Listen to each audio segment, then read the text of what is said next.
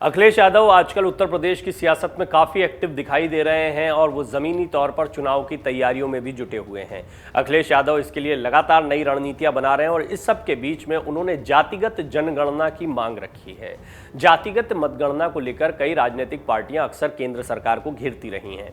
Samajwadi party के अध्यक्ष और उत्तर प्रदेश के पूर्व मुख्यमंत्री अखिलेश यादव से लेकर बिहार में लालू प्रसाद यादव तक ने इसकी मांग की है। वहीं संसद में चल रहे मॉनसून सत्र में केंद्र सरकार ने जानकारी दी कि देश में 3 राज्यों की सरकारें बिहार, महाराष्ट्र और ओडिशा के साथ साथ अन्य संगठनों ने आगामी जनगणना में जातिगत विवरण लेने का अनुरोध किया है। वहीं अखिलेश यादव ने एक बार फिर से राज्य में जातिगत जनगणना की मांग भी रख दी है।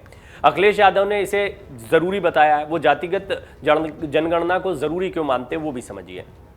अखिलेश ने अपने ट्वीट में लिखा है, सामाजिक न्याय के लिए जातिवार जनगणना होनी ही चाहिए। ये सिर्फ हमारी ही नहीं, सच्चे सामाजिक लोकतंत्र की भी मांग है। हालांकि राज्य में इससे पहले सुभाषपा प्रमुख ओम प्रकाश राजभर भी जातिगत जनगणना की मांग करते रहे हैं, लेकिन अखिलेश यादव ने ट्वीट के जरिए सीधे तौर पर अब ये मांग रखी है। वहीं दल की राष्ट्रीय अध्यक्ष कृष्णा पटेल ने भी बीते दिनों कहा था कि सरकार जातीय जनगणना कराने से भाग रही है। इससे पता चलता है कि वो लोगों को झूठे सपने दिखाकर उनसे वोट लेती हैं। जातीय जनगणना को लेकर सबसे ज्यादा सरगर्मी बिहार और उत्तर प्रदेश में ही रहती है।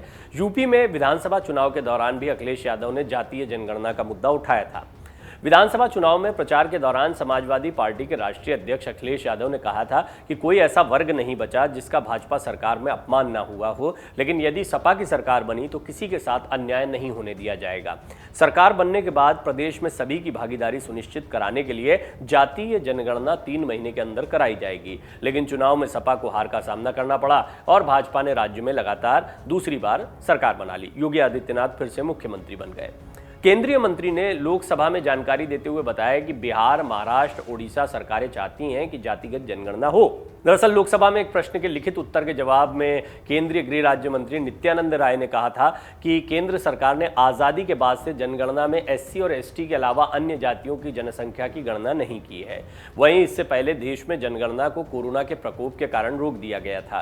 केंद्रीय मंत्री राय ने कहा कि जनगणना में वो जातियां और जनजातियां जिन्हें संविधान अनुसूचित जाति आदेश 1950 और संविधान अनुसूचित जनजाति आदेश 1950 के अनुसार विशेष रूप से अनुसूचित जाति यानी एससी और अनुसूचित जनजाति यानी एसटी के रूप में अधिसूचित किया गया है, जो समय समय पर गिनाए जाते हैं। साथ ही उन्होंने कहा कि जनगणना में जनसंख्या और शिक्षा, अनुसूचित जाति और अनुसूचित जनजाति, धर्म, भाषा, विवाह, प्रजनन, क्षमता, अक्षमता, पेशा और व्यक्तियों के प्रवास जैसे विभिन्न सामाजिक आर्थिक मापदंडों पर डेटा एकत्र किया जाता है। उन्होंने कहा कि जनगणना के पहले चरण की प्रश्नावली को भारत के राजपत्र में अधिसूचित किया गया था। आगे मंत्री राय ने कहा कि आगामी जनगणना पहली डिजिटल जनगणना है और इसमें स्वगणना का प्रावधान है।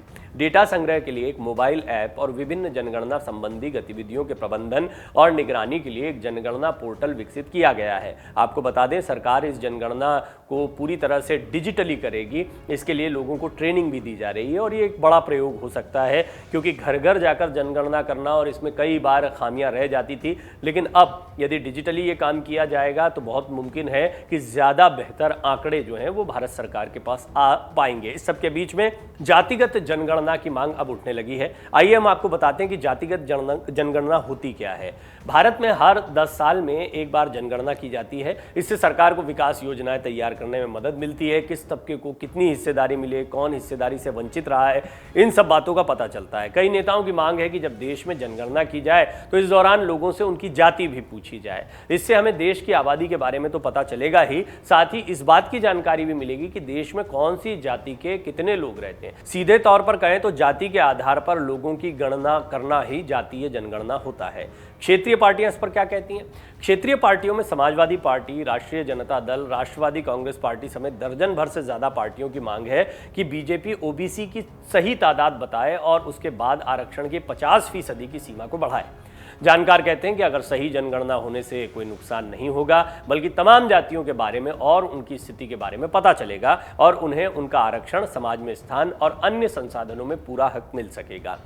ये एक चुनावी मुद्दा भी रहता है। जब जब भी इस मुद्दे को उठाया जाता है तो ऐसे लोग प्रभावित होते हैं जो चाहते हैं कि जातिगत जनगणना के आधार पर उनको फ़ायदा मिले। तो कई राजनीतिक दल इसको राजनीतिक मुद्दे के तौर पर भी उठाते रहे हैं। वो जानते हैं कि यदि इस तरह की कोई जनगणना होती है, जातिगत जनगणना होती है और उसमें उनको श्रेय मिलता है तो ये फर्क पड़ेगा किसी भी चुनाव में वोट बैंक को अपनी तरफ आकर्षित करने को लेकर। भारत में जातिगत और खासतौर पर बिहार, उत्तर प्रदेश जिन राज्यों की बात कर रहे हैं वहां पर जातिगत राजनीति जो है ये भी काफी गहरे है और जातिगत राजनीति के दम पर कई राजनीतिक दल खड़े हुए हैं। लिहाजा ये एक बड़ा मुद्दा बन जाता है और इसको अलग अलग राज्यों में उठाया जा रहा है। अब देखना होगा कि आगामी जनगणना जो डिजिटली होने वाली है उसमें इस मांग को रखा जाता है, नहीं माना जाता है, नहीं माना जाता है। और बीजेपी खुद भी इससे पीछे नहीं हट सकती क्योंकि जातिगत जनगणना जो है उसे एक महत्वपूर्ण कदम माना जाएगा ताकि वंचित समाज या ऐसे लोगों के बारे में जानकारी हासिल की जाए जिन्हें ज़रूरत है और ज़्यादा सुविधाओं की या फिर आरक्षण की। और आरक्षण की सीमा को बढ़ाए जाने को लेकर भी इस तरह की मांग उठती रही है कि यदि ओबीसी का सही आंकड़ा पता लग पाएगा तो इसकी सीमा को बढ़ाया जा सकता है। डाउनलोड करें अमर उजाला ऐप और पाएं खबरें लगातार।